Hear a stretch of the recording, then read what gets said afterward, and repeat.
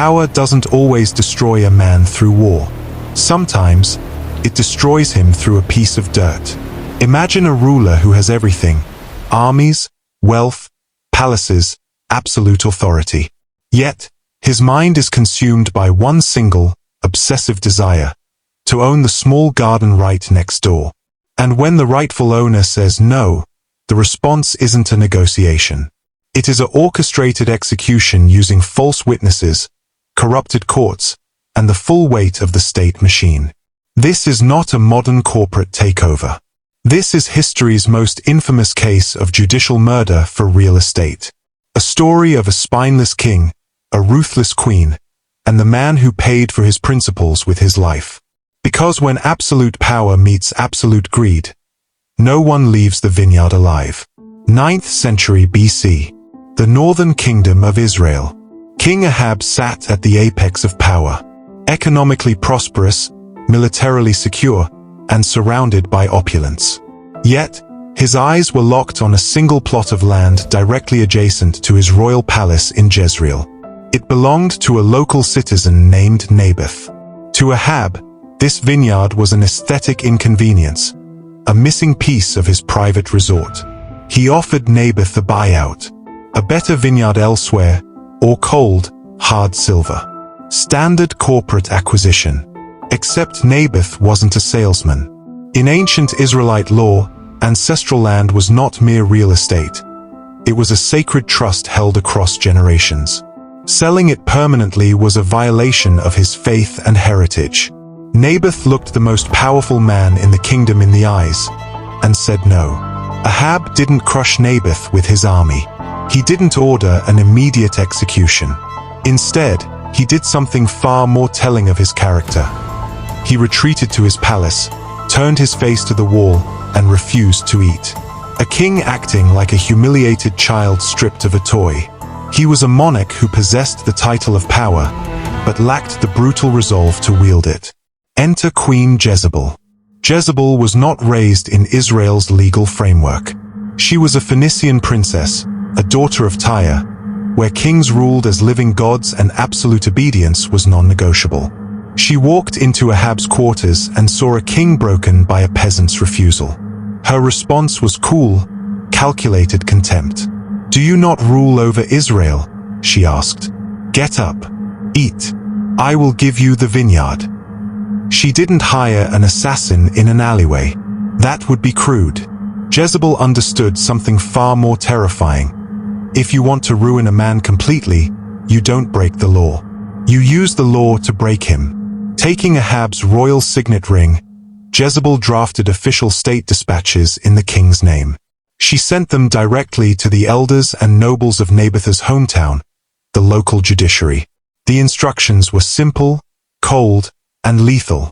First, proclaim a fast, a solemn, public day of religious urgency. Second, place Naboth in a prominent position among the people. Third, seat 2 corrupt witnesses, scoundrels, opposite him. Fourth, have them testify that Naboth cursed both God and the king. Fifth, take him outside the city gates and stone him to death. It was a masterclass in political framing. By staging a religious trial, Jezebel turned Naboth's integrity into treason.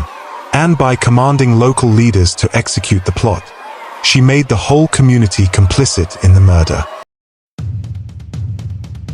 The trap snapped shut with clinical precision.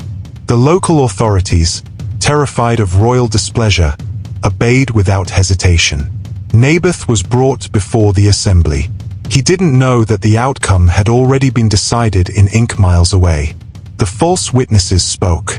The accusation of blasphemy echoed across the stone courtyard. Under ancient law, blasphemy carried the ultimate penalty, death, and the complete forfeiture of all personal property to the crown. Naboth was dragged outside the city walls. In minutes, he was dead, crushed under a barrage of stones.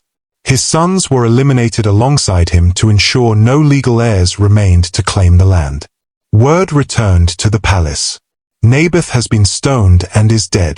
Jezebel walked into Ahab's room with the calm demeanor of an executive closing a deal. "Arise," she said. Take possession of the vineyard. Ahab didn't ask questions. He didn't inquire about the legal details. He simply walked down to his new garden, ready to plant his vegetables over the blood of an innocent man.